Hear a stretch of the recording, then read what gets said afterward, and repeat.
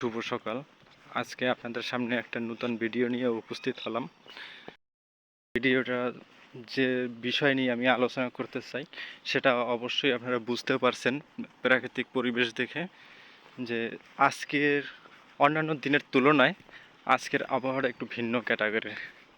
কারণ গত 2-3 দিন প্রচণ্ড শীত ছিল, কিন্তু আজকে প্রচণ্ড কুয়াশার জন্য সামনের যে বাড়ি আছে সে বাড়িটাও দেখা যাচ্ছে না। মনে হয় অন্ধকার আর অন্ধকার।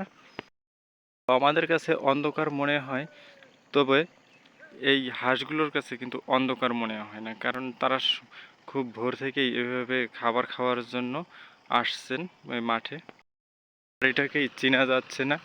অন্যান্য ভিডিওতে কিন্তু আমি এই বাড়িটা বা এই যে ব্রিজটা আছে এই ব্রিজটা দেখিয়েছি, কিন্তু আজকে তাদের রূপটা অনেকটা ভিন্ন ক্যাটাগরির।